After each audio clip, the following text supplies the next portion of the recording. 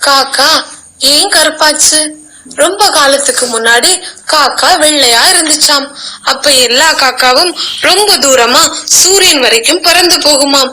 சூரியபூர் நாட்டோட ராஜாவுக்கு ரொம்ப வருஷம் கழிச்சு அழகான இளவரசி பிறந்தாங்களாம். குழந்தையில இருந்து வீட்டை விட்டே வெளியே வராம பெரியவங்களாகி வெளியே விளையாட வந்தாங்களாம். அவங்க பேரு அற்புதா. அவங்க விளையாடுறத பார்த்த சூரியனுக்கு அவங்களே ரொம்ப பிடிச்சு போச்சாம். இளவரசிக்கும் சூரியனை பிடிச்சிருச்சாம். 2 பேரும் எப்பயும் பேசிக்கிட்டே இருப்பாங்களாம். ரொம்ப நல்ல நண்பர்களாக மாறிட்டாங்க.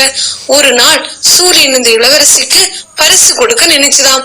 சூரியன் கிட்ட வரைக்கும் பறக்கிற காக்காவை கூப்பிட்டு பையில சந்தனம், வாசனை திரவியங்கள், முத்து மாலை எல்லாம் கொடுத்து இளவரசி கிட்ட கொடுக்க சொல்லிச்சாம்.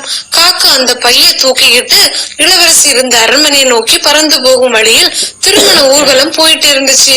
அதில் நிறைய பழங்கள், உணவுப் பொருட்கள் எடுத்துட்டு போனாங்க.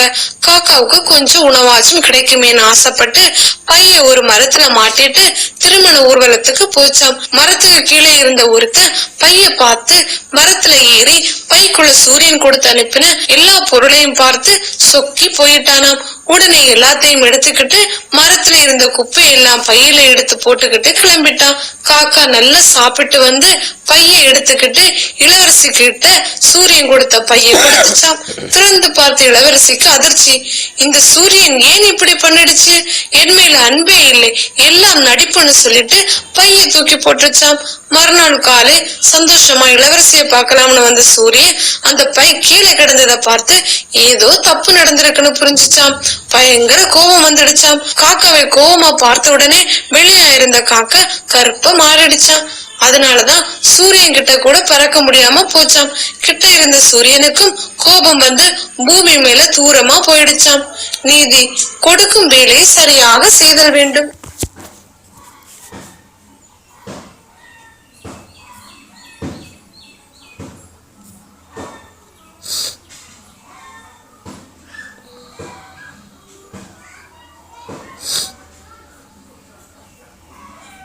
கழுகின் நன்றி உணர்ச்சியும் நரியும்.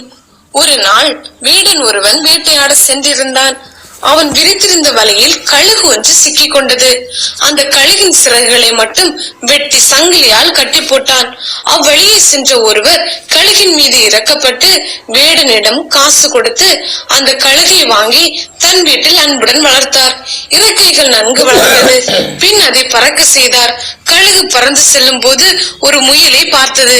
அதை தூக்கி வந்து தன்னை வளர்த்தவரிடம் காணிக்கையாக கொடுத்தது. இதை பார்த்த நரி, உன்னை பிடித்த வேடன் மறுபடியும் பிடிக்க வரலாம். நீ இந்த முயலை அவனிடம் கொடுத்திருந்தால் மறுபடியும் அவன் உன்னை பிடிக்காமல் இருப்பான். எதற்காக அவரிடம் கொடுத்தாய் என கழுகிடம் கேட்டது. இல்லை, நீ சொல்வது தவறு. வேடனிடம் நான் முயலை கொடுத்தாலும் பிற்காலத்தில் அவன் என்னை பிடிக்காமல் இருக்க போவதில்லை. ஆனால் நான் ஆபத்தில் இருந்த போது என்னை காப்பாற்றியவருக்கு என் நன்றியையும் விசுவாசத்தையும் தெரிவிக்கவே முயலை காணிக்கையாக கொடுத்தேன் என பதில் கூறியது கழுகு. நீதி: உதவி செய்தவரிடம் நன்றியோடு இருப்பதுதான் பண்புள்ள செயல்.